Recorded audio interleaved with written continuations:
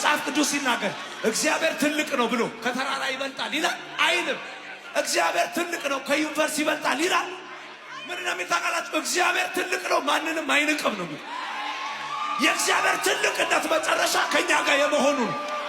ይሄ ትልቁ እግዚአብሔር እጆቻችሁ ከፍ አድርጉና ምስጋና የሚገባው እሱ ብቻ፣ እልልታ የሚገባው እሱ ብቻ፣ ክብር የሚገባው እሱ ብቻ፣ ጭብጨባ የሚገባው እሱ ብቻ፣ ጩኸት የሚገባው እሱ ብቻ።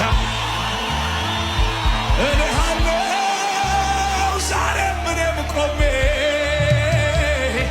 አንተው በሰጠኸኝ ዘመንና ቀኔ